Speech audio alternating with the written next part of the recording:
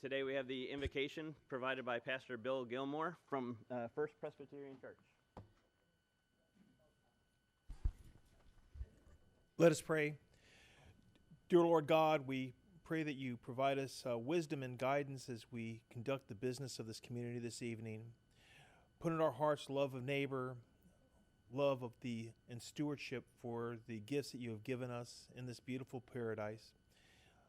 Let us put civility in our hearts and share and come to the best conclusions for our community. In the name of your Son, Jesus Christ. Amen. Please stay standing for the Pledge of Allegiance. I pledge allegiance to the flag of the United States of America and to the republic for which it stands, one nation under God, indivisible, with liberty and justice for all. All right, roll call, please. Councilmember Bogas. Here. Councilmember Carr. Here. Mayor Gibson. Here. Councilmember Corey. Here. Councilmember Fullick. Here. Councilmember Fitzpatrick. Here. Deputy Mayor Purdon, and he asked to be excused. We have a quorum. Thank you, sir. All right, public comment on agenda items. We have 2 registered speakers. Joseph Winterberger, and he'll be followed by Chris Hart.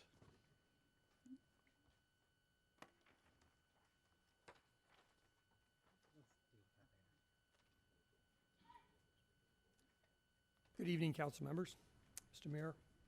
I'm going to comment on 7D, which is to approve a resolution awarding Spring Creek spot dredging.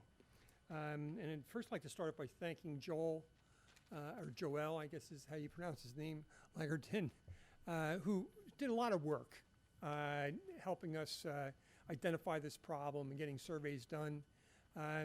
And I'm sure you all know basically what the problem is. Spring Creek has gotten, especially Mayor Gibson, he knows because he lives in that area, or doesn't live there, but uses the area a lot. The mouth of Spring Creek has gotten silted over again. As you know, the town did a great job of dredging, 4 or 5 years ago. Really helped out tremendously. The water was going up and down nicely, but since then it's refilled. It's not a huge area. It's really just at the mouth. And so I personally raised to support this. I think it's very important to the property values in the area, to the safety of navigation, and to save time, because I don't think you want to listen to 30 or 40 speeches on this subject. Anybody that would like to support this, if you could raise your hand, if you're in the area. Oh, there's a few. That's why the crowd. That could save some time, but we really do think it's extremely important, and we hope that you put the funding in there necessary to get this done. And thanks so much for your time. I appreciate it. Thank you.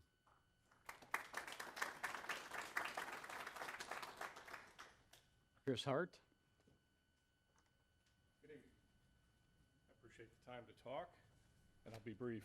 So in addition to a discussion about navigation through the Spring Creek tributary, the thing I kind of wanted to point out was the 2017 study that the city of Bonita Springs put together. It was a pretty comprehensive study, about 180 pages, that talked about flood reduction and mitigation for the watershed.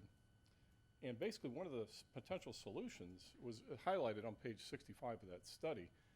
And it talks about both the middle and upper watersheds to restore that water flow. So, if you follow that plan, and we've got the very end of Spring Creek that's potentially significantly clogged, I would like to also offer that it's not just the folks that worry about navigation. This could benefit also the people in the upper and middle watersheds of Spring Creek, or excuse me, of Bonita Springs. So that's the other point I wanted to bring forward. So, any questions? Thank you. All right, thank you. Is there any other public comment on agenda items, not the zoning, but any other agenda item? All right, thank you. Moving on, we'll do public hearings. Mike? This is a zoning resolution of the City of Bonita Springs, Florida, approving a variance from Land Development Code Section 4-1894 subsection B, which requires a water body setback of 25 feet to allow a setback of 3.7 feet from the seaward side of the seawall on the northeast corner and a setback of 18.1 feet to the seaward side of the seawall along the southwest corner of a proposed single-family home on a residential property located at 27195 Bel Rio Drive, Bonita Springs, Florida 34135, and providing for an effective date. Thank you. Oh, I gotta swear. Sorry. I've been swearing a lot today. Anyone who's here to speak on this public item needs to be sworn in. Please stand, raise your right hand, and you swear or affirm that you swear to tell the truth, the whole truth, and nothing but the truth. I do. You didn't need to stand. I just wanted to make you do something. Good evening, Council. Mike Fegun with Community Development for the record. Trying to take up too much of your time on this one. It's pretty straightforward. So what you have here is a variance request that essentially is two prongs, one on the northeast side of the property, one on the southeast side of the property. It's a setback variance request, and the reason for the request has to do with two boat ramp inlets that shoot off of both sides of the canal there that protrude pretty significantly onto this property that make it pretty restrictive in terms of building a single-family home.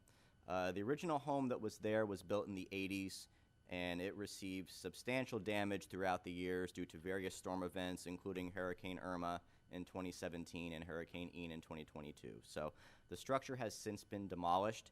It is the intent of the property owner to build a new, more resistant single-family home. The zoning district does allow for that. And if it weren't for the presence of those two little boat ramp inlets, this application wouldn't even be before you, because they are meeting their street setback requirements, they are meeting their side yard setback requirements, and they are meeting their setback requirements from the canal. But the presence of those two boat ramps kind of screwed things up. So we're not exactly sure when those boat ramps came to be. I don't have aerials dating back to that specific area for that specific time of the 80s to know if they were there when the original home was built. But I was able to see that they were there prior to the destruction of the previous home and actually prior to your incorporation. So I was able to find aerials from the 90s that showed these boat ramps having been there. So even the previous home wouldn't have been meeting the setback requirements at that time because of those boat ramps. So that's the reason why we're here today. The zoning board heard this request last month and voted unanimously to approve the variances. And with that, if you would like a more formal presentation, staff is here, the applicant is here. It is the choice of council. I'll have a motion to approve. Second. Second. As conditioned by staff? Okay. Motion and second. Roll call. Councilmember Bogas. Aye. Councilmember Carr. Aye. Mayor Gibson. Aye. Councilmember Corey. Aye. Councilmember Fullick. Aye. Councilmember Fitzpatrick. Aye. The motion carries. Thank you. All right, we'll move on to the consent agenda. Make a motion to approve. Second. Motion and second. Oh, you want I'd like to request to pull 7I for discussion. aye? Okay. Okay, so is that motion and a second for everything but aye? Councilmember Carr. Aye. Mayor Gibson. Aye. Councilmember Corey. Aye. Councilmember Fullick. Aye. Councilmember Fitzpatrick. Aye. Councilmember Bogas. Aye. All right. Item I. Jim? Series of questions when going through the packet this week. One is the reference to the amended agreement. I did not find it within my particular packet, so I did want to clarify a couple points as to the specifics of the proposed amendments to the ground lease agreement, not being part of the original agreement or the approval of that. Just like to, for background purposes before voting, to get some information. And I will take any information from Marlene, Matt, or Derek, whatever makes sense. First, a little bit of the background on the transfer of the parking and sidewalks back to the city in terms of, it appears as though it was originally part of the overall ground lease, and that's now being given back to the city. What's the background on that? So this, if, for everyone recall, the project was a public park project with a private mixed-use development in it. The original ground lease, didn't have the final design plan, so the original ground lease was for the entire property. So that covered everything. there were defined public improvement areas and a very generic concept plan when the original lease was entered. After the lease went through, during the due diligence and entitlement phases, there was a process by which John can clarify for me, the special assemblage plan where the actual specifics of the project came together. So at this point, what's being transferred in is delineating what is public property, completely open to the public, what is the private tenant leased space within the property.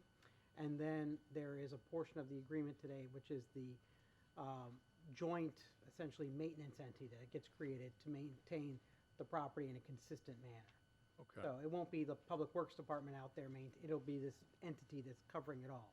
It doesn't, the size of the ground lease does not affect the financial terms of the lease. Okay. And then that parking would be under the control of the city as to its use? Correct. Okay. Thank you. Second item was, excuse me.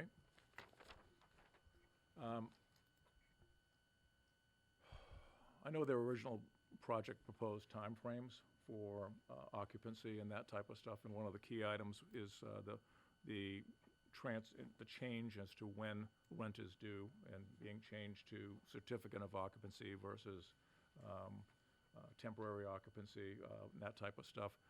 What are those expected time frames? Do you foresee a major gap between? Yeah, I'll explain the rent start position and then where it is, and I'll ask Nick Harris from Barron Collier to come up and he can give us some more details on when they CO. The original rent calculation was based on either a TCO, a CO, or 3 years from the end of the due diligence period, which the contract was signed in December of 2022. I don't recall what the overlap between the due diligence period and the entitlement period was, but obviously that would all have to be completed before you move forward with vertical construction. At this point, all the entitlements, all due diligence issues have been resolved, so it would just be the CO. Gentleman in the back. I love it. No, stay there. You can turn the switch back on. Another. Nick, would you come on up, please? I think the remaining question from Councilman Fitzpatrick is, when is expected for the project to go vertical and for a CO essentially to issue so we can start against the rent credits? Okay. Nick Harris with Barron Collier Companies. We are eminent approval of our development order and our Bonita Springs utility permit. All the other permits are really in place, ready to go, so we plan on breaking ground here in December. That's the goal. We'll plan on wrapping up the seawall here by the end of this month, by Thanksgiving. It's not me. So once we break ground, we anticipate construction taking 18 to 19 months, so we plan on being fully up and operational, both the rental side of it from the residential component and the commercial side by second quarter of 27. Okay, great, thank you. I appreciate that. No problem.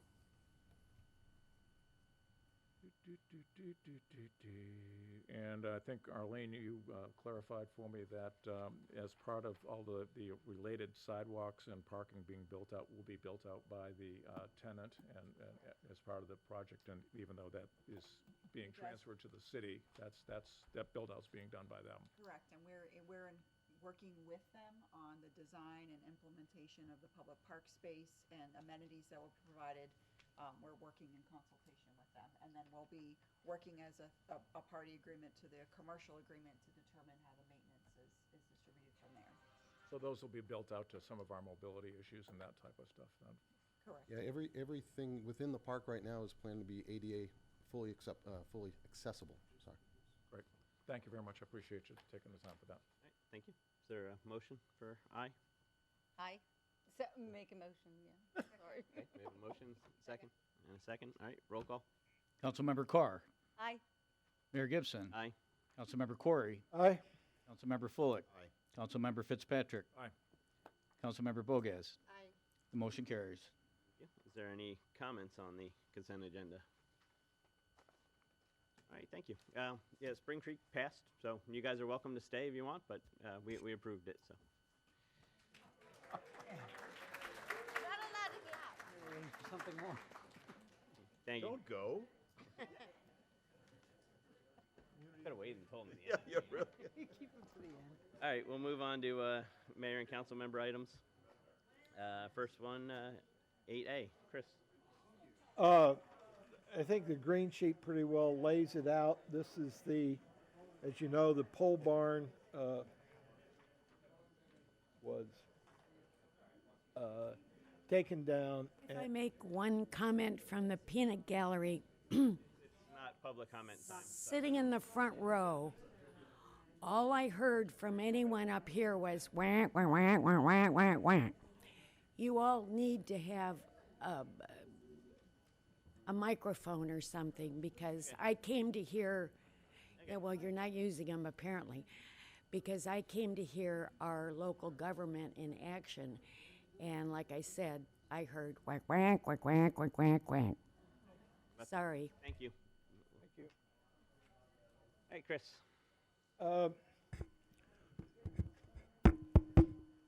The green sheet deals with the patio that's being put into the Wonder Gardens. As you know, the pole barn was taken down. This is now going to be used for event space. This is the contract approval with EnviroStruct in the amount of about $330,000 for the paver project to create that event space. And it's planned that this can be done in time for the 90th anniversary celebration of the Wonder Gardens, which will take place in late January.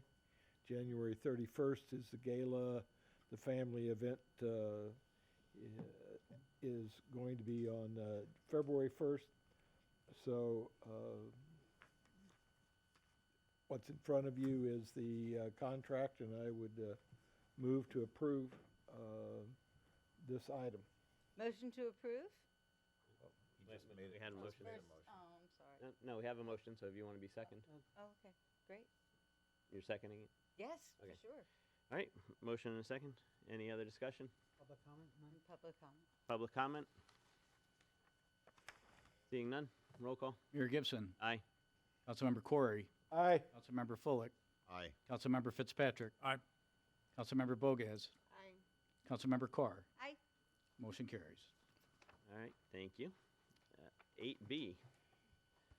Nigel. Now, this is basically, and proud of the folks from the Veterans Advisory Committee and our chairman. They've been working on getting prices, and we have it's a polished granite marble monument. It'll go where we had the 9/11 memorial initially, if you remember when that was at the Lyles Hotel.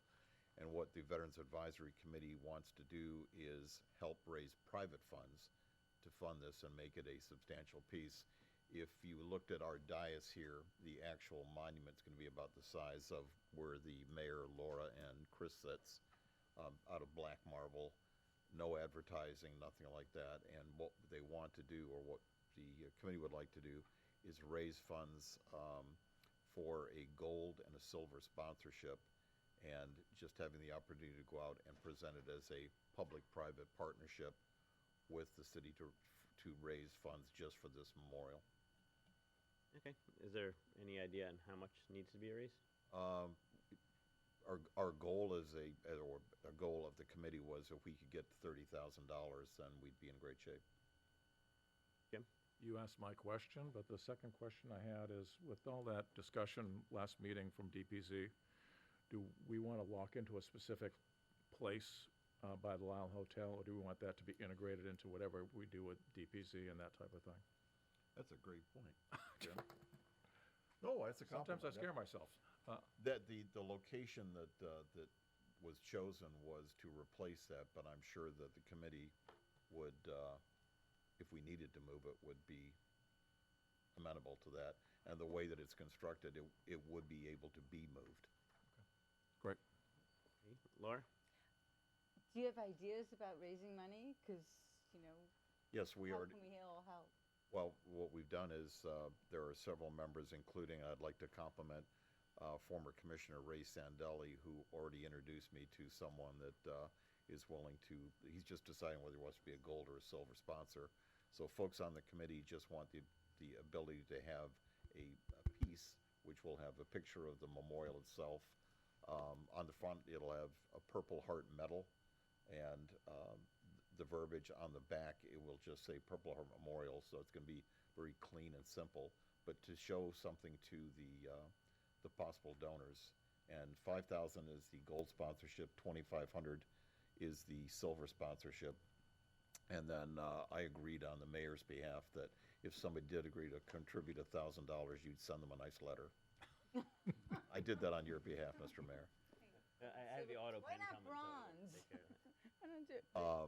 Great But yeah, if we can get the approval to do that, and Carissa is here somewhere. There she is in the back. So we'll just create something simple with Derek's approval and get it out there. We'd like to do it as quickly as possible. Wonderful. And Mayor and Council, that is very similar to how you had a separate funding account available for the original monument, the Veterans Monument that's at Riverside Park. You created a separate by resolution accounting so that the funds could go separately into that account. Great. Is there a motion? Motion to approve? Second? Motion and a second, roll call. Councilmember Corey. Aye. Councilmember Fullick. Aye. Councilmember Fitzpatrick. Aye. Councilmember Bogas. Aye. Councilmember Carr. Aye. Mayor Gibson. Aye. Motion carries. Thank you. 8C, that would be me. I was approached by the Bonita Historical Society about the potential for becoming a trail town in the city, since we will have BERT coming eventually, and we also are currently part of the Blue Way trails for kayaking. So it seems like there's not a whole lot of an ask on the city side of it, except that it has to be a city that signs off on the application. So I was just hoping that there was some appetite into becoming a trail town. It'll help boost tourism, because we'll be on the maps as being a trail town. So, Mr. Mayor, can I make a motion that we become a trail town? all right, there's a Second that motion. and a second. Jim? Yeah, my only question was, until we resolve the commitment to the funding and that type of stuff in January, I guess I'd ask consideration for deferral until that. I guess my question is, if it doesn't happen, Well, we can still be a trail town because of the Blue Way trail. So we have the kayak trail. okay.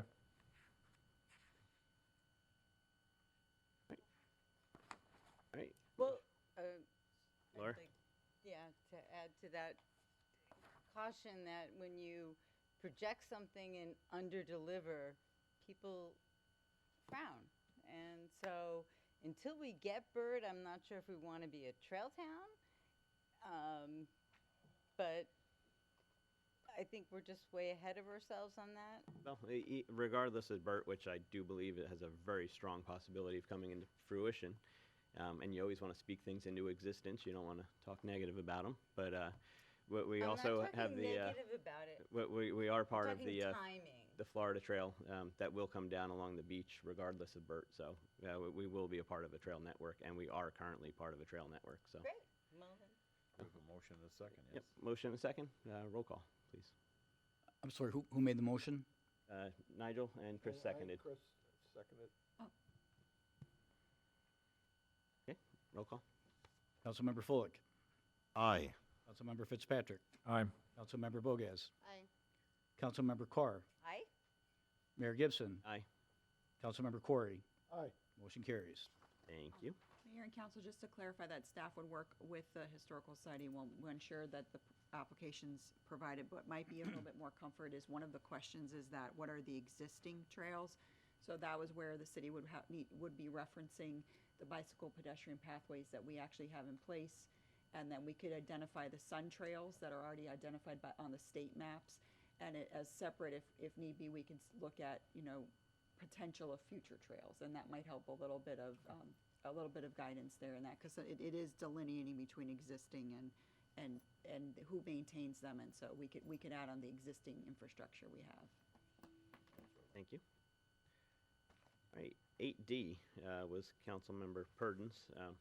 You were gonna bring it up. I did speak to him briefly, and if we need to, we can still defer more information to the next meeting. But one of the things that he would like to start to consider to address and have the city attorney provide a little bit more information on, and the possibility of working with the local delegation, is many of the neighborhoods and communities that may not be HOAs are experiencing a significant number of installations of utilities.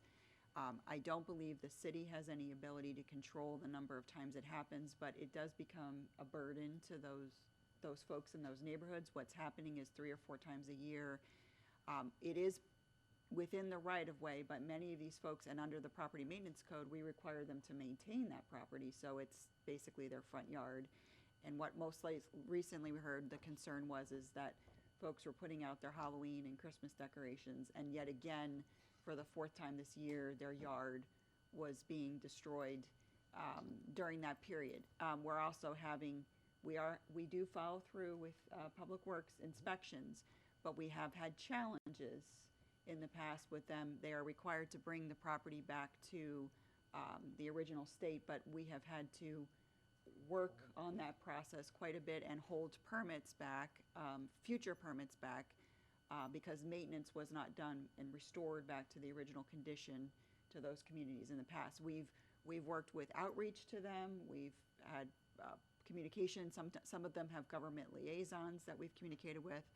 And I think the goal of Councilman Purdon in this was to get some guidance from the city attorney.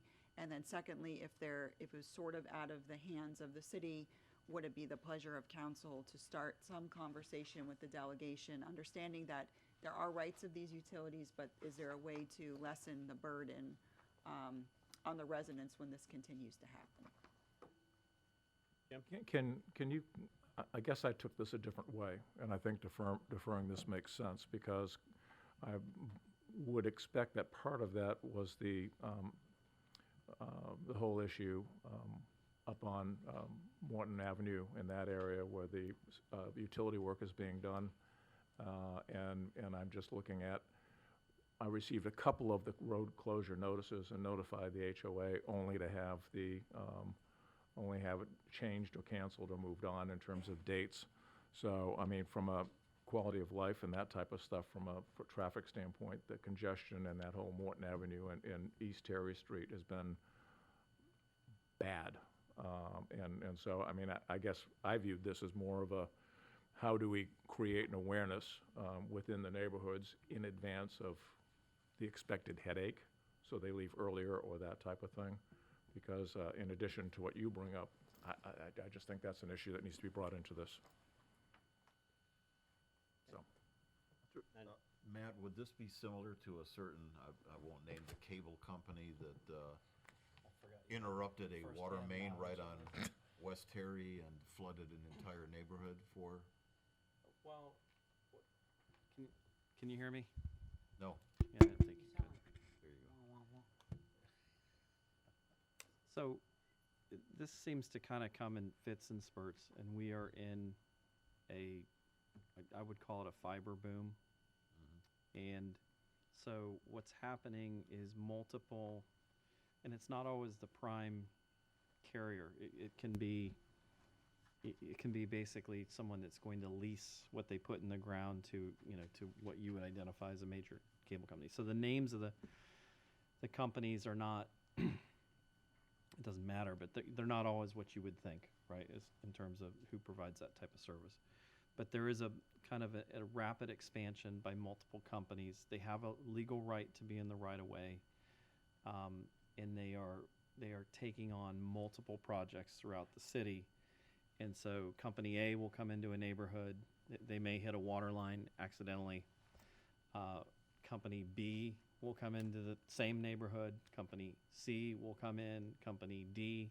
Company A may come back to do some additional work. And so some neighborhoods in particular, probably the one Councilman Purdon is real familiar with, they, over the last couple of years, it has just been non-stop expansion in their neighborhood. And it is in the right of way. In some cases they're in privately dedicated utility easements, but the level of activity is incredible. Where they run afoul of public works is if they're in a public right-of-way. We've got a right-of-way permit with them. Sometimes they're moving so quickly they don't restore them, and they're on to the next project, and they certainly want us to advance the next project.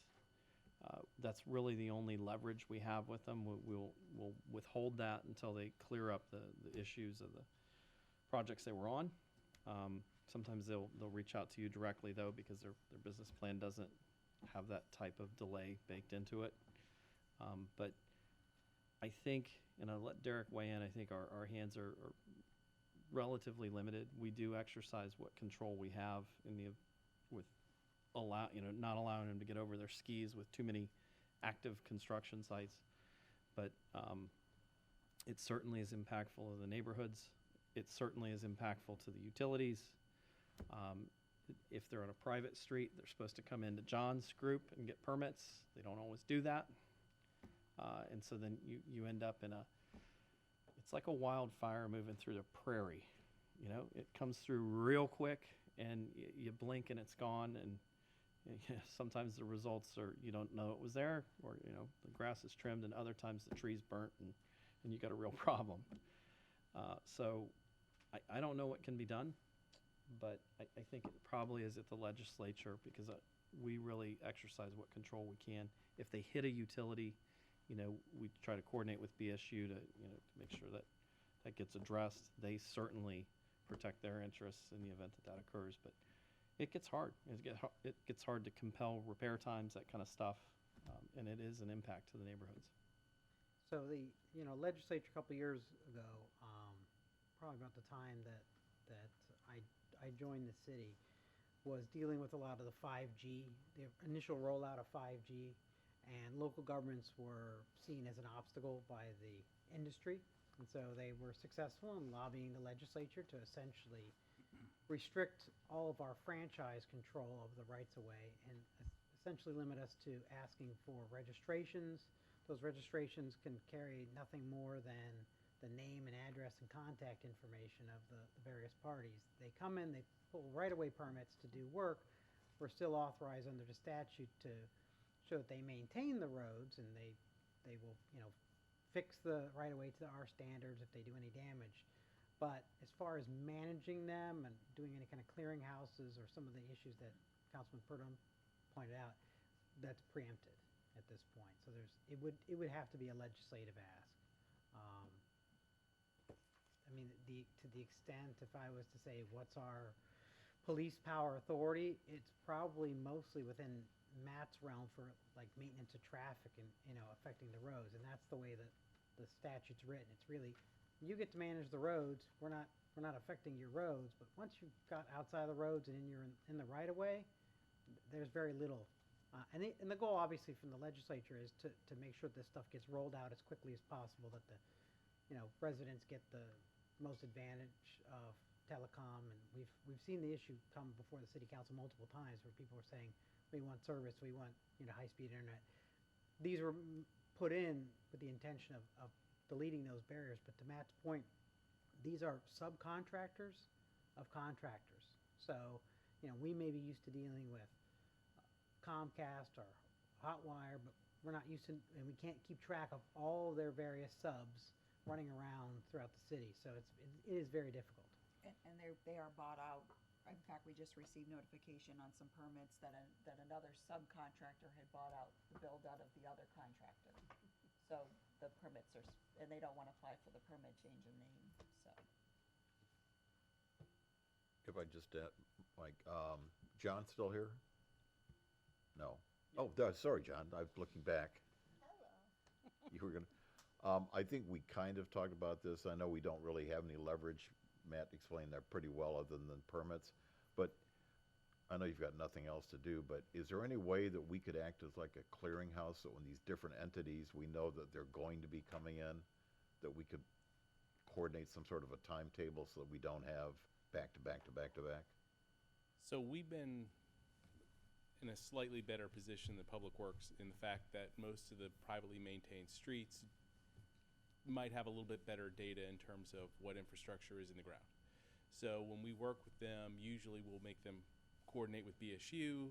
We'll work with what's already there, with some of the subdivision plats that we already have, with the designs that were put in. And so we haven't seen the one on top of another yet. We did have a little bit of a rush where several of them were working on private streets simultaneously. They just weren't on the same streets. But that was probably the most that I am aware of at one time. But we can start keeping an eye on it and seeing what we can do in terms of coordination of where they're going to be and when they're going to be. They are very hesitant to discuss exact timetables or start or completion dates. They like to go in, finish as soon as they can, go on to the next project. Time is money with them, and they don't want to wait around, especially for any discussions with us. But Or work with each other. Right. oh, they have no intentions of working with each other. But we can start keeping track of who's going where, and to the best of our ability, try to get timelines of when they'll be there. Thanks, John. Yes, sir. So just direction to staff to do whatever we can. I guess mainly it's reaching out to the I think what legislature.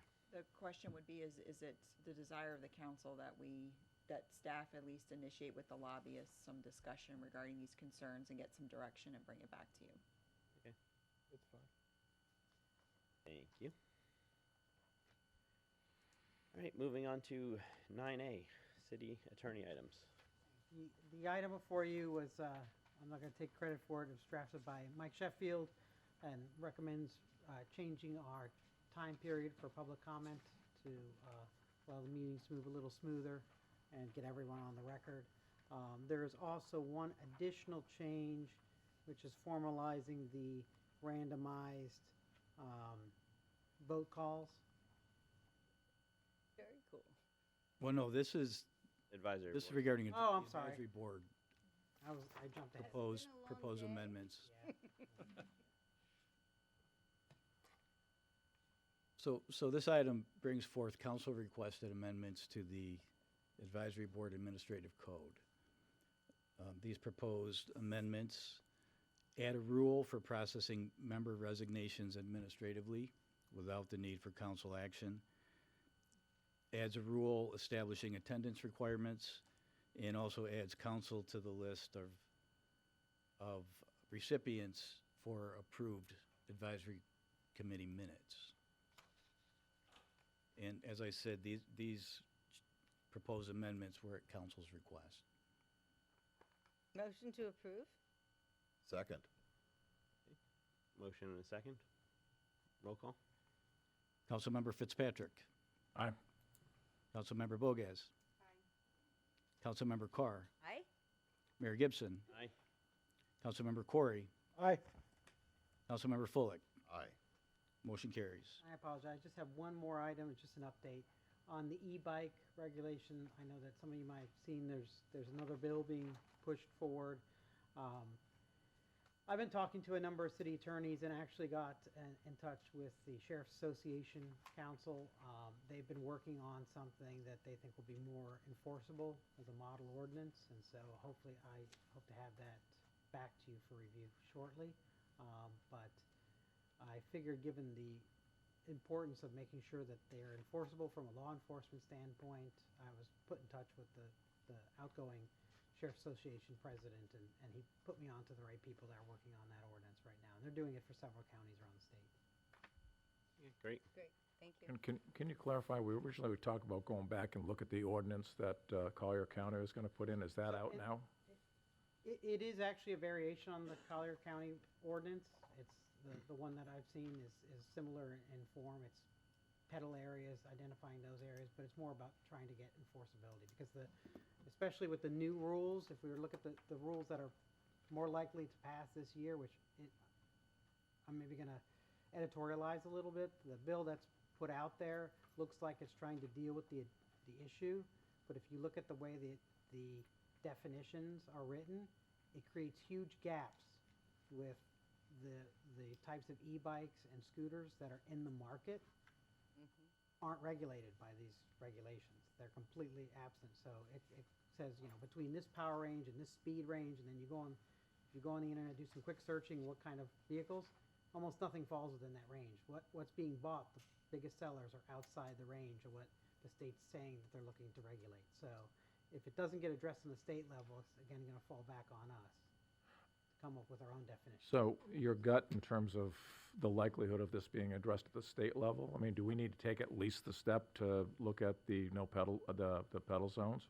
Yes, then that's what the ordinance I'll be bringing back. It won't be dealing with the electric motorcycles or any of the other items that the state's looking at the moment. Okay, I think based upon timeline, a lot of stuff, we want to take some action on this.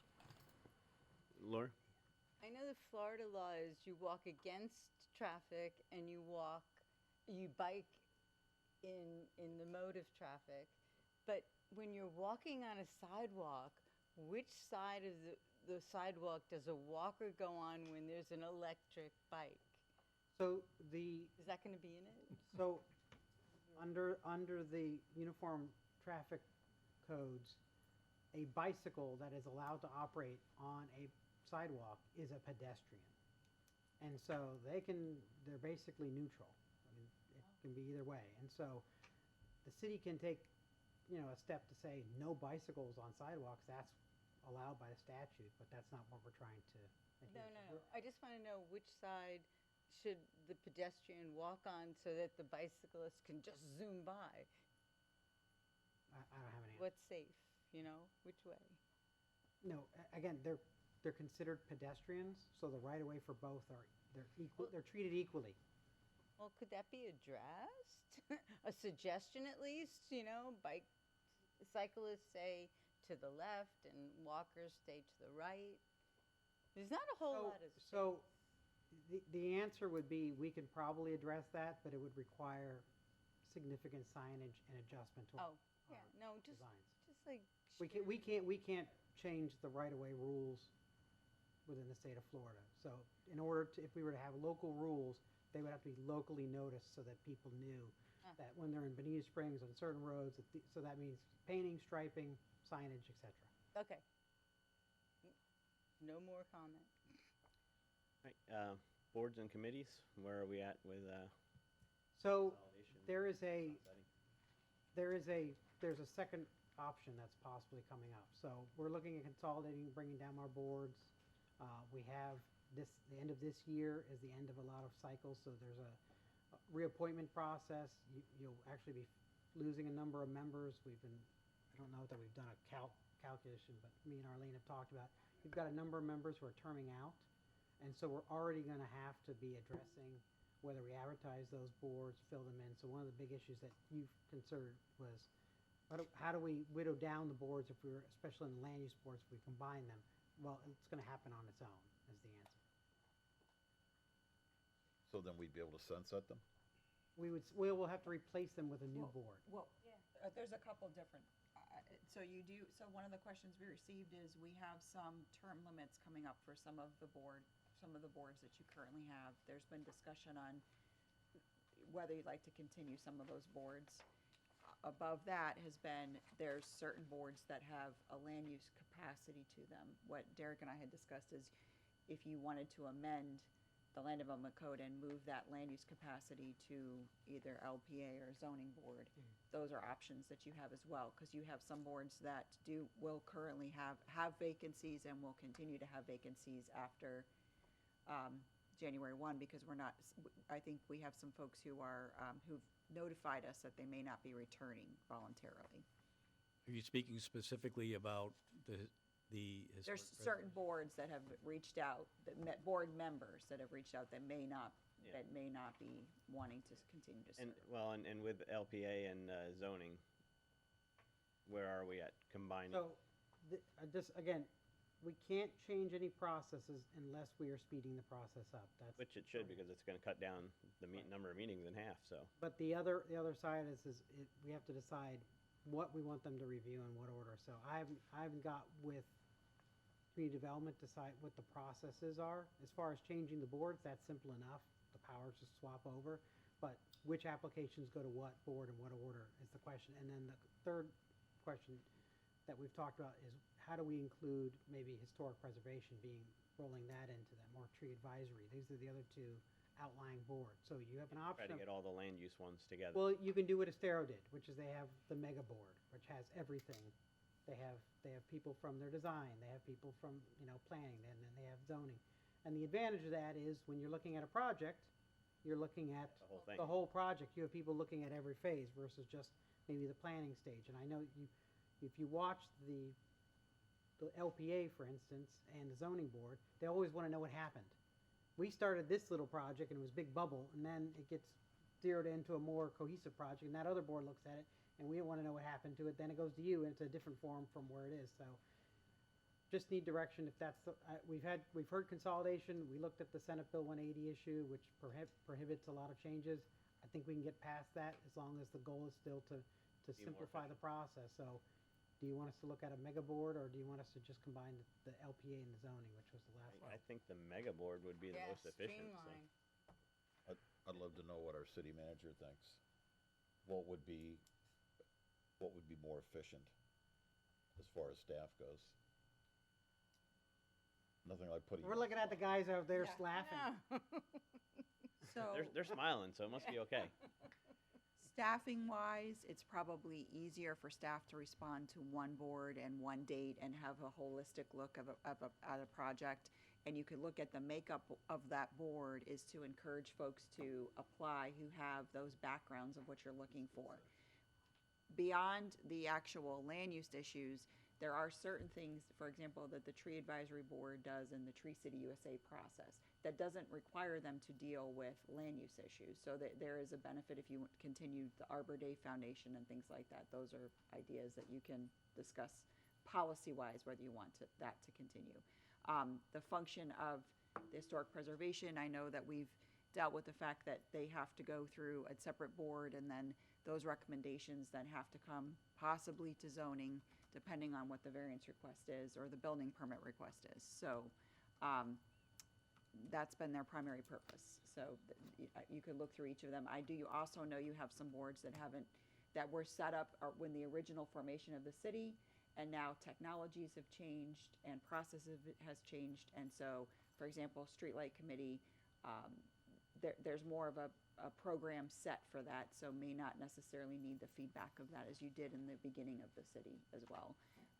And now that you have the bicycle pedestrian committee, you may want to look that you could you outsource that to BERT as your function for that, or to other nonprofits who are interested in bicycle and pedestrian issues.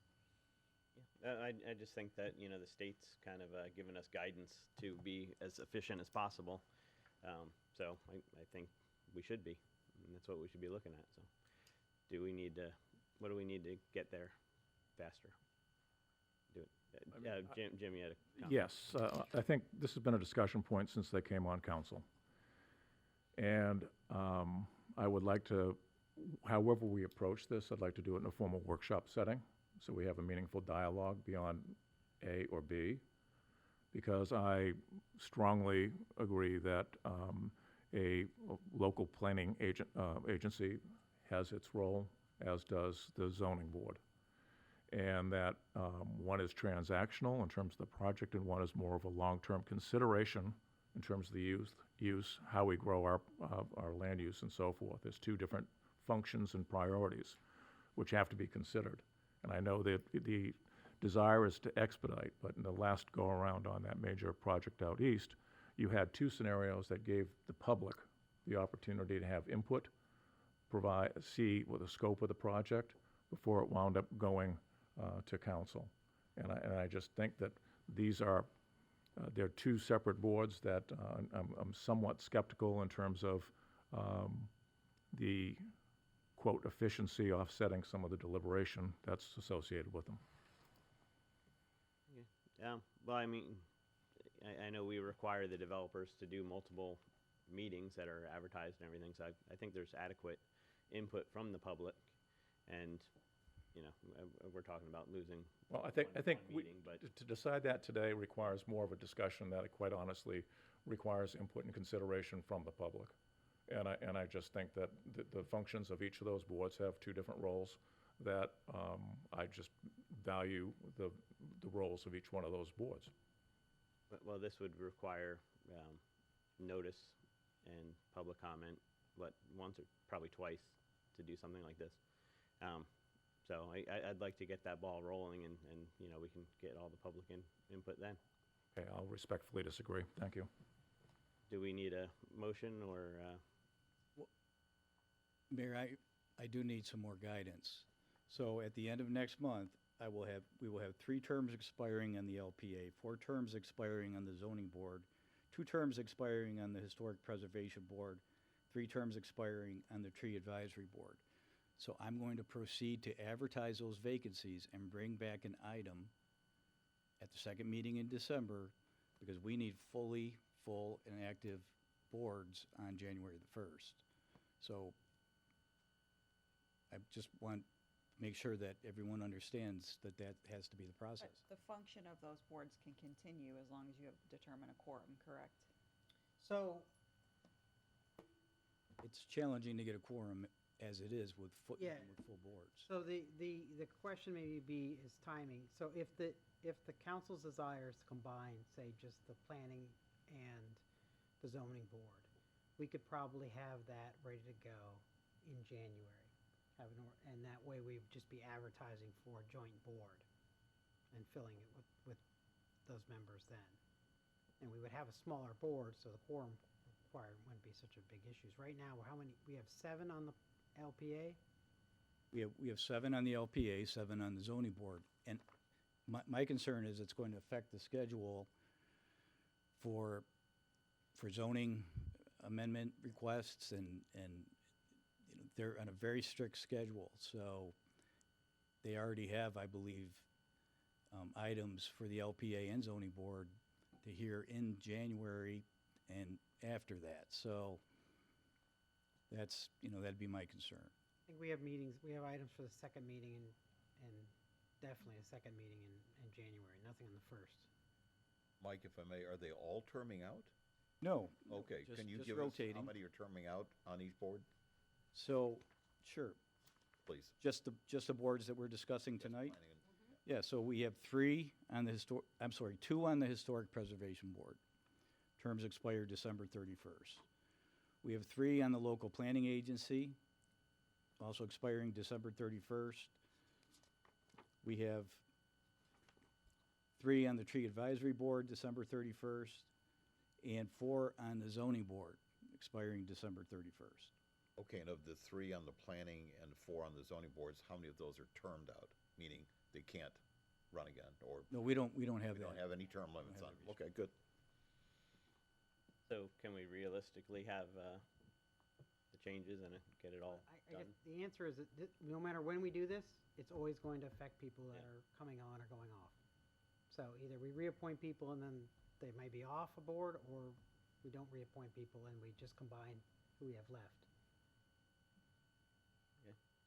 Yeah, and I'd like to move forward in whatever way works the best for either appointing them or not, and just combining it at the end if it all works out. But if it doesn't, I guess we'll have to appoint just to get us into January until we can combine them.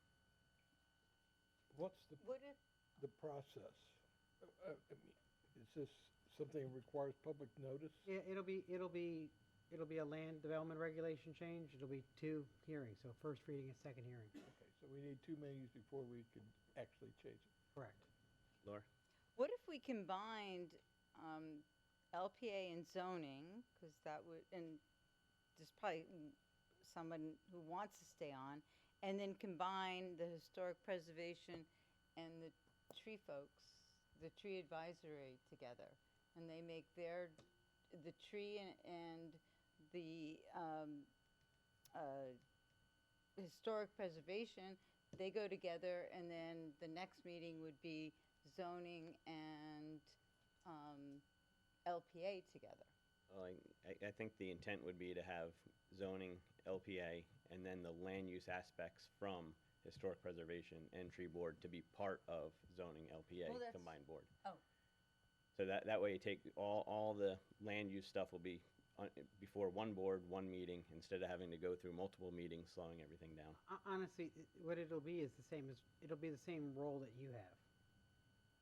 So you sit and vote on local comp plan amendments. You also vote on rezoning.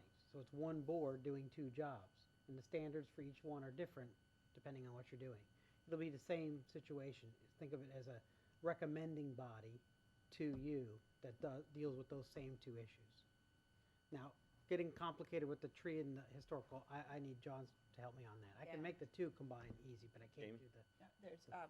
they have different backgrounds and different requirements and functions. For example, if you continue with Historic Preservation Board, there's an architect requirement of the makeup. With the Tree Advisory Board, there's a landscape architect requirement. So, but if those land use decisions get removed, that might be a different requirement. But what we need to understand is the policy decisions of council of the certified local government, which affects historic preservation with requirements, and then the Tree City USA program. All of those are policy decisions of council of how you wanted to continue with those, and we would need to look at what functions have to be required to be done, and if that can all be handled in the larger board, or if smaller functions continue in those boards. So to give you an example, what Estero's board is, it's the Planning, Zoning, and Design Board. So they handle comp plan amendments, rezonings, variances, special exceptions, signage, any exterior remodeling, anything architectural, and landscape plans. And I believe they also approve development orders, which we do by staff. So they do have on their board architects, landscape, all those folks on that to do that role. Their staff still does the same role of, preparing everything. So if we go that route, that's going to be a much more complicated board because we're going to have to address all the issues that. In the previous year I worked with, they had a Planning and Development Review Board, and they would function as the zoning land use aspect, and they were a certified local government and a National Register Historic Preservation, so they would gavel out and then convene as their next decision-making authority. But all of it was recommendations to the council. Jamie? If this is something we want to do, it's got to come in before council 2 times. So if we have something being presented mid-January, it would have to come in front of us twice in December. Do we have time to do that? Or are we going to because we usually don't have a meeting that first week in January, is that correct? Yeah, that's on my agenda to discuss with you, because the agenda would be we would need to be preparing that agenda on Christmas time. Correct. So, usually we don't. So do we have time to even do that? Or Mike, if we have the meeting in January, we could have it adopted fully by then, and that would give time for Mike to get the ads out for the new board. If we start doing it now, I'm not sure how that feels. You'd advertise the positions now. Yes, but what's your thoughts and opinions, Mike? My opinion is that it works well having a zoning board and a LPA. I think it works well. They're two boards that function very well. They do their job very well. I never have a problem filling or finding applicants to fill those positions. That's my opinion. Now, if the Historic Preservation Board, if those are duties that we want to we want another, perhaps LPA, to take over those duties, I think that's logical. That's something to consider. But in my opinion, as staff liaison to Zoning Board and LPA, I think they're both two very well-functioning boards. And that's my opinion. But if we're trying to streamline it, then we need to do it quickly so we're not holding zoning up in January. Chris? Does the council have the authority to extend the terms until, say, March 31st? What, of board members? Of the board members, instead of, we're saying we're facing a deadline of December 31st. So why don't we simply extend the terms of the members until March 31st? The other item is they're all at will of the council. So if you're going to have some members that are still within another year or 2-year term, or 3-year, I think some of them are 2, some are 3. So if you did reappoint them, as we typically do, and then you reorganize, you do provide the opportunity for the boards to function and have their appropriate quorum as needed. So I think if we can determine if some of those folks who are terming out, if they want to continue serving, typically you have reappointed them because we do not have term limits. Okay. A couple of the boards do have some vacancies currently, and if we do determine that that some of the folks that the clerk reaches out to that don't want to, sometimes during this time period, they'll let us know, I don't want to continue serving. That's another option that comes up. Then we can take it case by case and see if we're going to have enough for a quorum. So I'm trying to add more complications to the process here, but right now statutorily, when an application comes in for rezoning, comp plan amendments, something like that, John has a clock runs, and I think it's 120 or 180 days from the time comes in to be finished with all public hearing processes. So combining those boards and eliminating essentially what works out to about a month to 45 days gives staff more time to work through the process, because what happens is he has initial time for reviews for 30 days, puts comments back, kicks it back, but then once he starts getting in second and third rounds, he's running into timetable. He's got to get these things in before they're done, on the statutory process. And we don't really get a lot of abuse from applicants doing that. We occasionally get, a nasty gram from Neil Montgomery saying, you've exceeded your time frames on that. And there are potential penalties, and it forces the hand of local government. I can see the need in speeding things up from that perspective, because with these artificial constraints have been put on us from the state. The other side of it is, I've worked with a lot of these local planning agency and the zoning board members for many years, and I also feel that a lot of them are frustrated that they don't do enough. They're not seeing enough. If you're on the local planning agency, they only meet a few times a year, and oftentimes it's because staff initiated a change. It's a cleanup bill, and so they're showing up 20 minutes later, they're gone. And the zoning board, we're not really processing all that many applications. I mean, the city is getting near build out. We're doing some rezonings and some changes to designs, but it's not a heavy load on either of these boards.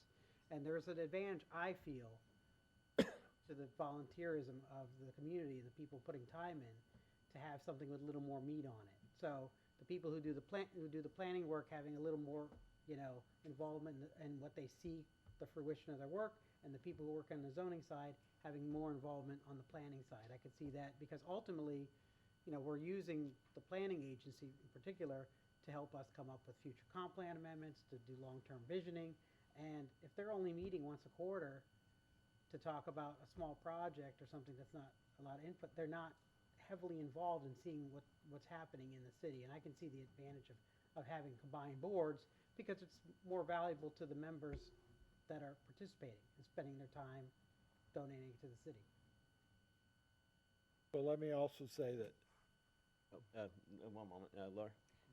I just want to support what Mike is saying and what Derek just summarized, that it really does make more sense, and it does help streamlining. And then we are going to get online to do those. Where did John go? Oh. Get online to just submit plans on, email, but okay. But I support what you're saying and what Derek just summarized, so. Thank you. Chris? I was going to say I support it as well. One of the problems I think we have to address at some point is when we do land planning, LPA work. I read the minutes from the Ravenna Lake, and the LPA got off track. What they were trying to come up with in terms of reasoning for their position had nothing at all to do with comp plan law or statutes. They went down another trail to get to their decision. So I think to the extent that those people are more involved in both the zoning and LPA work at the same time, it gives them more of a basis for becoming better familiar with what it is they're actually supposed to be doing when they're considering LPA or zoning matters. So I'm in favor of giving them an additional work to do so that they meet more often and they hear what the issues are and what it is they're supposed to decide. I would also suggest that we need some of that for ourselves, because we get these massive documents and we're trying to sort through whether this is a variance request, whether it's a comp plan amendment. If it's a comp plan amendment, what's the statute require in terms of supporting a comp plan amendment versus what is it we're doing with respect to zoning and variances, and what's this noise about entitlements? Because just because something is entitled, such as the Dean Street facility for 50 or 52 units, doesn't mean that they get to run the red light on our density requirements. So I think it's all fairly complicated, and anything we can do to improve the quality of the work we're doing at the committee level or even at our level would be appreciated. From our level, I think that quite honestly, we need to have that meaningful dialogue in terms of the comp plan. We effectively need to lay out how we want to use our remaining land, and have that discussion now versus on a one-off basis. Two, I'd like to effectively look at, how we've defined our downtown district and some of the stuff that we're going to be confronted with in terms of the transition of the housing stock and the density issues that you refer to. I mean, these are hard questions that we can't resolve in a 2-hour meeting, but they are discussions that probably take 2 or 3 workshops to get to a point to make the appropriate changes within both our zoning and well as our comprehensive plan. And I will continue to push for that, because I think I do not like managing by exception. Well, again, I will suggest that maybe we try to push this forward and give ourselves until the end of March to sort of get this all corralled and whatever we're going to do, instead of feeling like we're under a time pressure of before Christmas. Yeah, well, if we can get it done in time, then we do. If not, then we'll just do the extension till March. Whatever. Well, Mike's gonna reach out to the current members and ask if they're willing to continue on, right? Well, and it sounds as if then I'm not going to advertise, correct? You're saying then do not advertise these vacancies. That's the direction I'm getting. Can we advertise for the positions and just indicate that this is subject to? How would this go? How would, to combining the two options, if Mike was to reach out to all the members who are Mike Sheffield, reach out to all the members, not just the ones who are up for renewal, and indicate that council's looking at combining the two boards, indicate their willingness to stay on the board, and if they're interested in going to the new board. Then we may find that not everyone wants to go to a new board. I think that would be, at the end of the day, we're not going to have a board of 14 members. It's going to be, it's going to be 7, and so trying to sort out who's interested, that's going to be an issue for the council to figure out who they want and what their skill sets are for those board members. So I think reaching out to them to let them know that they're looking at revising, the boards. Final decision hasn't been reached yet. Some of you are up for renewal. Please let us know if you're interested in continuing to serve, and if you would you be interested in serving on a joint board? And should we simultaneously advertise and just in case not everybody wants to move on, that we already have some applicants? Well, he'll know from the responses he gets how many open slots he has. Yeah. Would you advertise for a later date, Mike? Like the end of the first quarter? Well, we'll try and get it. I'll try to get the ordinance. It's just doing the board. So in the past, we've talked about changing not just the boards, but the standards.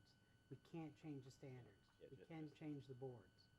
Right, but the time frame for the people that are volunteering will change, and that's what they have to know. That and that's because one meeting ended at 9/11.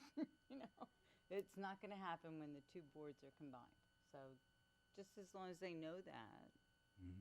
So my question was, when do we advertise for a start date for new members. I think you're first finding out who wants Who wants to stay on? to stay on. My guess is most will want to be Continue. reconsidered for appointment to continue. I can't speak for the Historic Preservation Board. I know it's a different topic. Could be that issue for them. I know that they already have 2 vacancies on that board, and they have a hard time getting a quorum sometimes. So, but I think that most will want to be reconsidered, speaking of the LPA and zoning. So I will not advertise then for those boards. And then if we need to, we'll bring back a resolution asking for council to reappoint them for a shorter period of time, whatever period of time that is. Okay. Is that the direction? Sounds about right. Yep, Okay. that's the plan. Direction good enough, or? Okay. All right. Okay.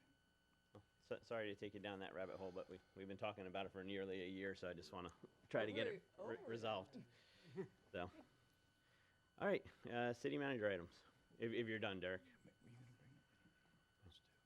Oh, but yeah, I'd asked about that too, but you did. yeah.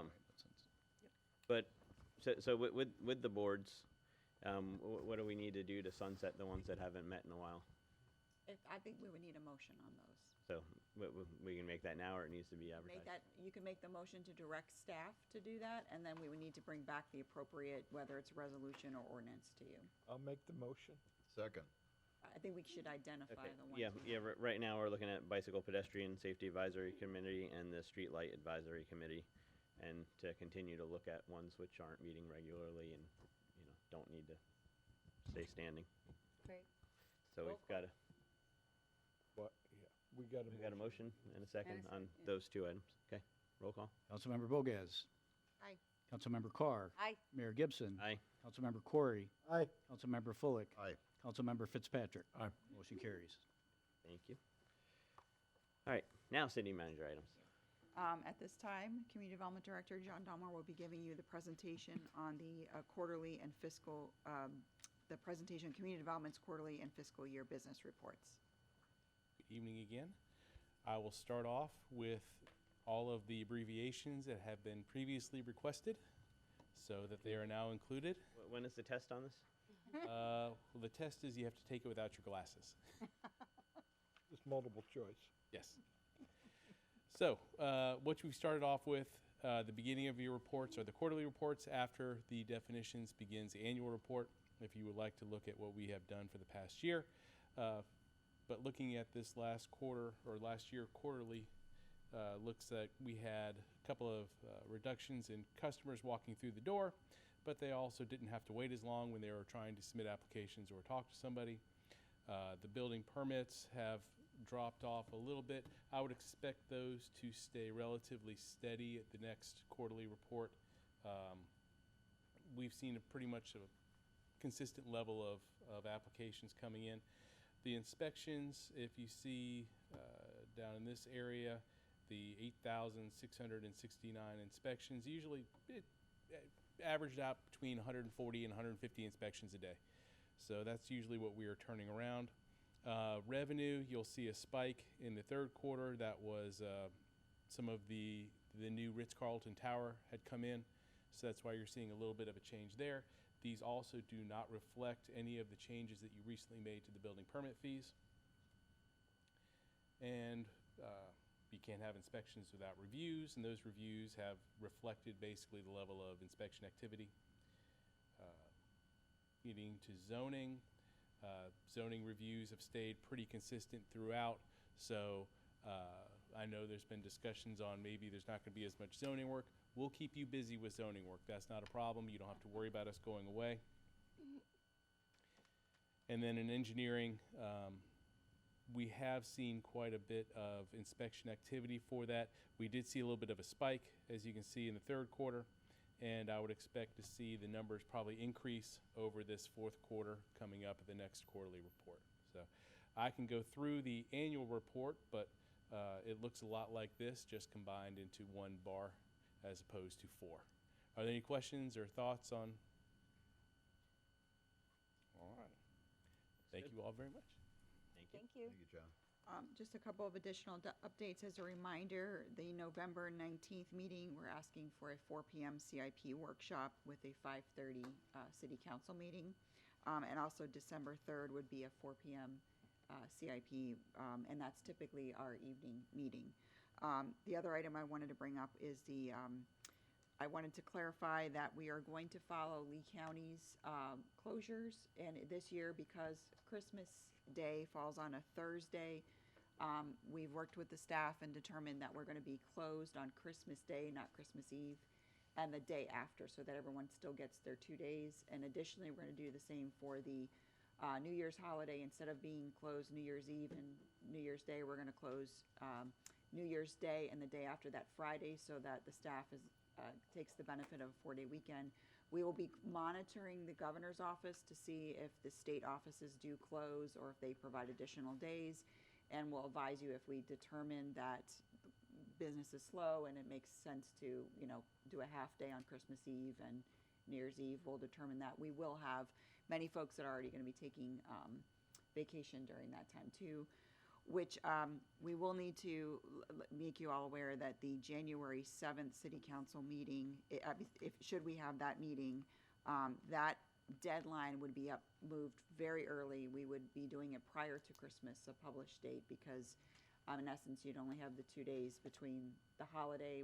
We felt that for transparency, issuing a agenda on New Year's Eve is probably not as transparent to the public. So we'd want to issue that as soon as possible. As far as we know right now, there's no zoning anticipated for January, the first meeting in January 7th. So that might be something we bring back to you if you want to postpone that meeting to the 14th, or in the past, we've also canceled that first meeting. This is typically, though, the first meeting has been like the first or the second or the third. So there's an extra Wednesday in December, which pushes it back a little bit, so we can keep you updated on that. I would say if we need to have the meeting, probably just keep it as brief as possible and a very small agenda coming out ahead of time, especially if it makes sense with combining the boards if we have to have that meeting. Yep. That's all I want to say is that would be something that any agenda item would be asked for very early, and we could possibly, if you give us some grace on that, if we had to do something by addendum. We don't typically like to do that, I know, but if something comes in after the deadline, then we maybe have to ask to issue an addendum if it was time sensitive. I think most of us are pretty flexible if we need addendums. I was just wondering if we could also just include the eve, like you guys, maybe a half day or. We'll look at that and see how, typically the governor's office gives some state direction to state. That doesn't, of course, the state can be closed and we can be open, but if the state offices are closed, and typically our consultants and contractors, there's not a lot of feedback from them during that time. So if it adds to the benefit for our staff, we'll be notifying you on that as well. But for right now, for we are following Lee County's days off, and we'll see if we determine to do a half day on those other days. And to go with that, I was just going to see if there was any appetite in March to switch the meetings. The first one to a morning and the second one to an evening. The YMCA is having their fundraiser event on the March 4th, which is an evening meeting, and I usually like to attend. I don't know if anybody else was planning on going, but I mean, if not, and there's not much on there, I could always just not be at the meeting, but I know we've flip-flopped the meetings before. I'm good with flipping. No problem, Mike. As long as it's not a problem for anything already scheduled that far out now. Okay. All right, yeah, if that's not an issue, then Okay. cool, thank you. So just reverse them. Yeah. You're so demanding, Mike. I know. All right, that concludes my report. Okay, thank you. Moving on to mayor and council member reports. Jamie? I just want to thank Laura and her team. The downtown looked amazing for Halloween, and the Downtown Alliance on Halloween. It was a great event, very successful. Yes, we missed you, Nigel. But yes, lots of attendance. It was nonstop, pretty much from when it started to 8 o'clock when we finished. So It was an incredible event, and even the weekend prior going down and seeing the amount of people. It's and they're coming from all over Southwest Florida. That's not Bonita Springs residents, so it's pretty incredible. That's it for me. Thank you. Laura? Well, as Jamie said, we are becoming the city destination place to be, and for many reasons. And the downtown, all week long, Laura, your team was amazing. And then the businesses were great. Sugar Shack won best, business decorations. And it was so much fun. And Mike, you were able to, but then there was the football game, so other people weren't able to come. But Jamie and I were there, and at 8:02 we ran out of candy. And we both bought extra candy, and neither one of us wanted to bring any home. Take as much as you want. And then this morning I was at Sugar Shack meeting with the Economic Development Organization of Lee County that involves the Horizon Foundation and the Horizon Council, and it involved members from Lee, Charlotte, Lee, Collier, Henry, and Charlotte County were all there. There was like 25 people. Sugar Shack was wonderful and provided lunch, and everybody was happy and amazed.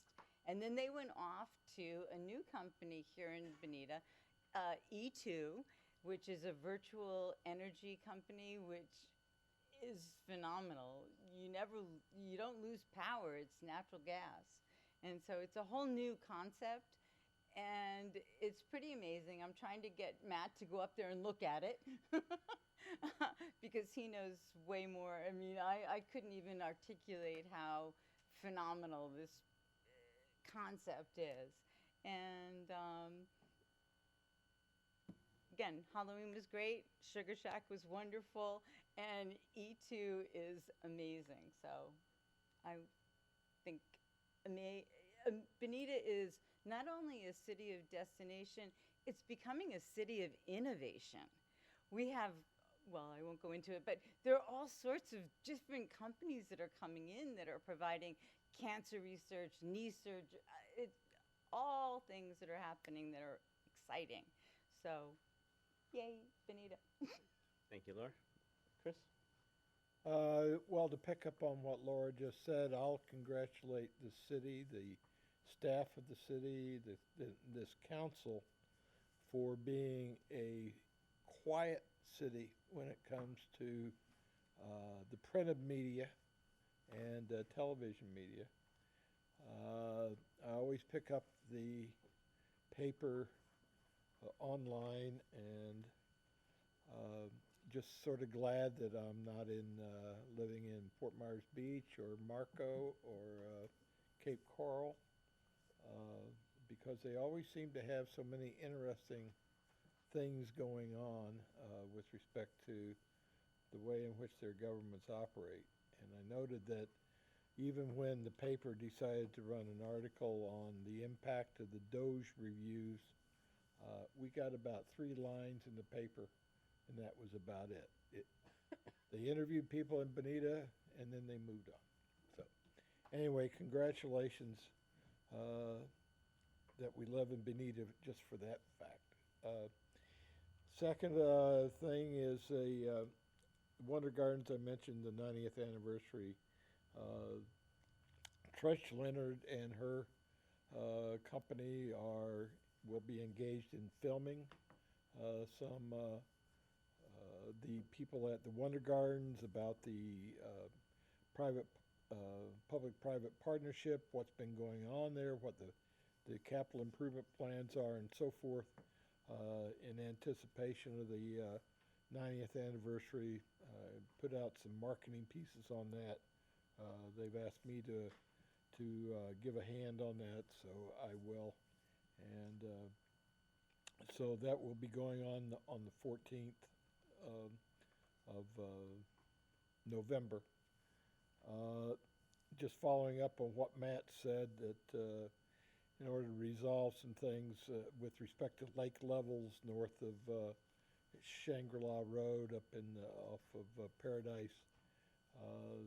You know, I think it would be a good idea if we came up with a plan to put some planning ins. It's just sort of a nice thing to do for the people that live up there that have been through so much with respect to the construction of all those homes, the dirt, debris, the trucks, the road closures, and everything else, to put their lake banks back in shape and to sort of put some quiet on all the concerns about the appearance of their lakes. And there's not much we can do about the water levels. The water levels are, we've been through the rainy season, water levels are, you know, some of the lakes that were up there before the development just didn't work right. Some of them work right, but you know, I think it's a good thing to do as a city to try to fix their lake banks. So that's all I got. Thank you, Chris. Nigel? Yes, thanks, Mr. Mayor. Just a reminder, everybody, Veterans Day is this coming Tuesday, 9 a.m. at Riverside Park. And our chairman of our Veterans Advisory Committee called me yesterday, pretty excited. He said he was going to make me cry. He came close. We apparently have another World War II veteran living in Bonita Springs. He is 99 years old, and he is in, apparently, God, what great physical condition, so he will be there. His family's bringing him, so look forward to honoring him on Tuesday. We'll have the Guns and Hoses, our bagpipes and drums will be performing. It'll be the first time our entire Bonita Springs High School Junior ROTC will be there with Colonel Adams. They're excited about being part of the festivities now. And it's going to be a great event. Starts at 9, usually done by 5 after, 10 after, so it's not long and drawn out. We'll have several musical numbers are going to be performed. I got a telephone call on Monday, a little bit of a surprise. So once again, I'm reaching out to council for help or ideas. The mural that we were going to put on the Literacy Council building that was going to be a city project is back to being a city project because the TDC does not want to put murals on non-public buildings. So, and this is crazy. I haven't talked to Arlene about this, so she can look and say, do I have a fever? Would you all consider, if it was the right mural, us having a mural on our City Hall building? Just, I'm putting it out there. Or, if not, we don't have that many public buildings. So that's one of the problems is, you know. What about the Lyles Hotel? That's a historic building. We wouldn't change the look of that. Looking, you know. Does it have to be, does it have to be a city building? That's what they want is something that's owned by the city or a government building of some kind. Well, but how about a firehouse? that's a thought, Chris. It has to be easily accessible to the Because public. there's one on the, isn't there one, there's one on the firehouse downtown. Downtown. Yeah, well, that was actually a city, that was a city mural project that the fire department took over and paid for, which was great for us. Maybe they'd like another one. Okay, thanks, that's a great idea. Nobody brought this up, but I called Arlene yesterday, and maybe we don't want to advertise it, but U.S. News and World Report does a ranking every year of best cities, best places to retire, and Naples last year was number 1, and they were the only city that was ranked in the top 25. This year, very quietly, Naples dropped down a few notches, but the city of Bonita Springs is now ranked by U.S. News and World Report as the 22nd best city in America to retire to, and they couldn't say enough good things about our city. So I think the days of people saying, where's Bonita Springs, are pretty much over. Yep. That's it, Mr. Mayor. Thank you. More traffic. Jim? Couple items. The weekend before last, I attended my second of 2 training sessions with Florida League of Cities for elected municipal officials. And at that session, there were approximately 40 municipalities represented. And based upon the issues that they cited and concerned, we're pretty darn lucky. But there are aspects that are of concern that came out of there from my end.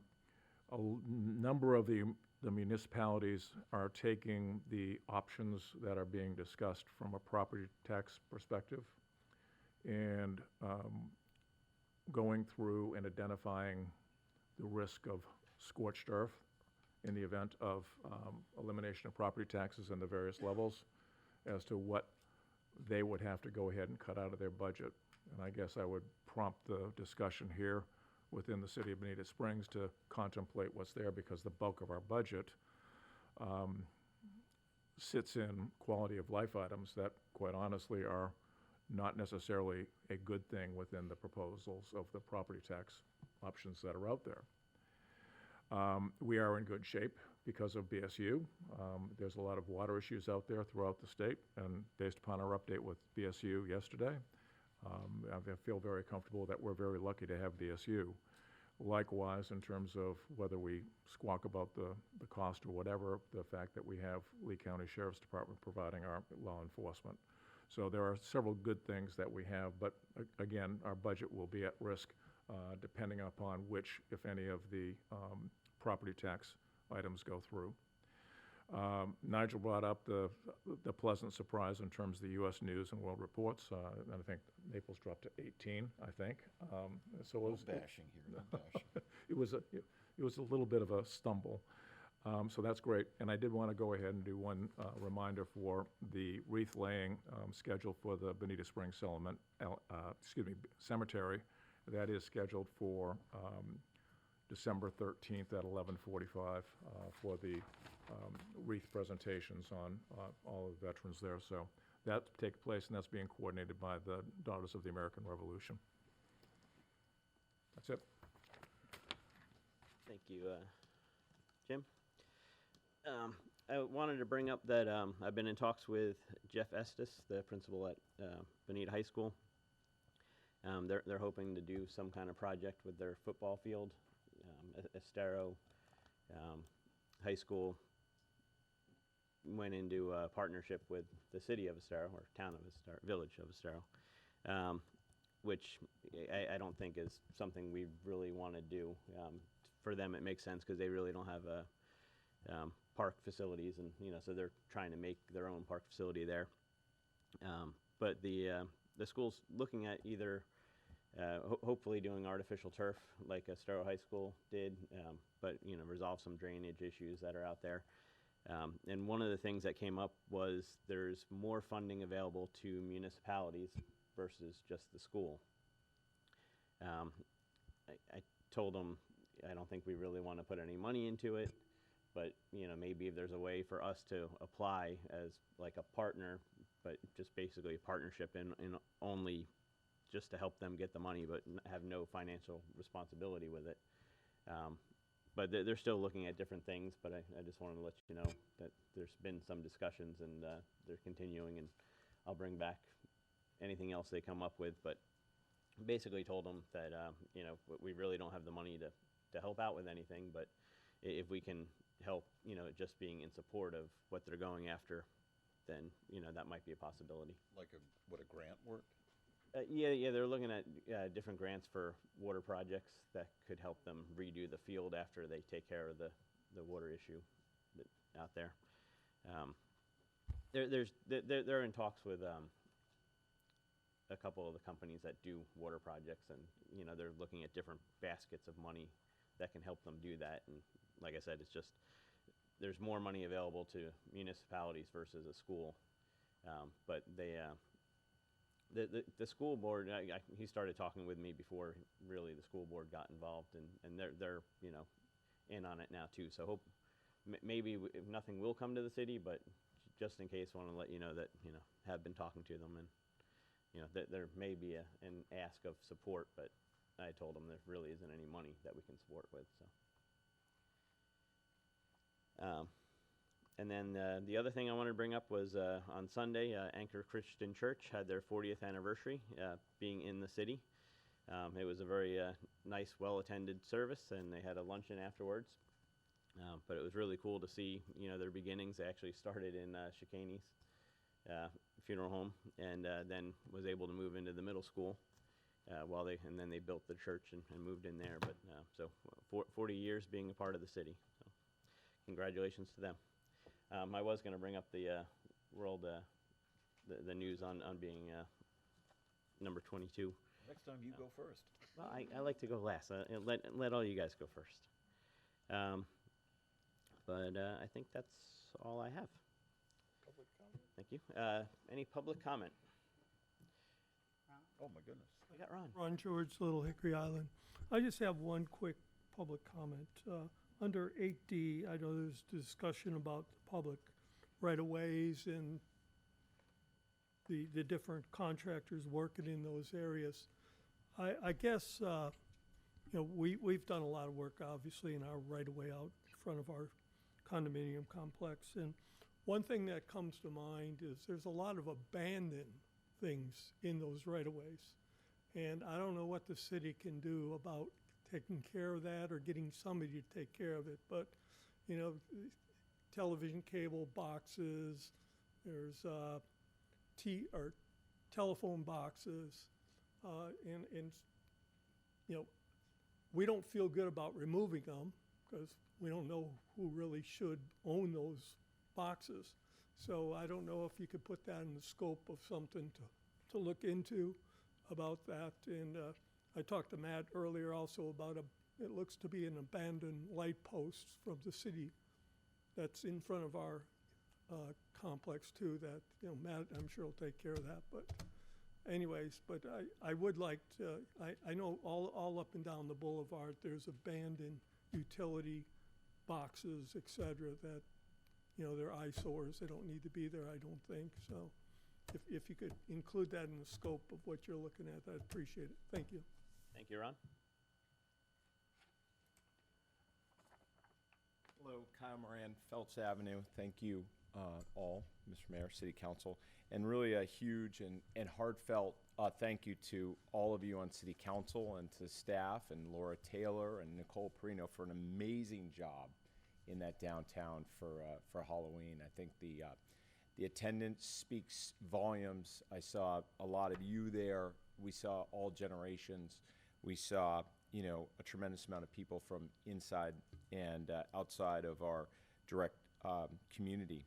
I talk to a lot of people all the time trying to encourage them to come downtown and to invest their money in the downtown.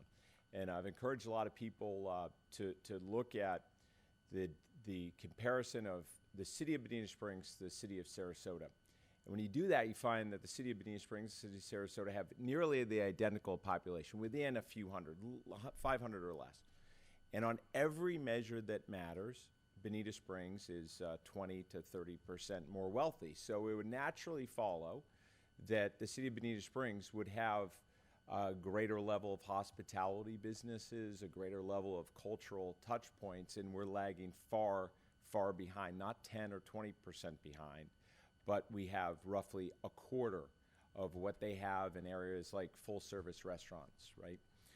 So we have a lot of catch up to do, and you wonder where that catch up will happen. And I think there's only one place where it will happen, and it's exactly what our comprehensive plan calls for. It's going to happen in that downtown.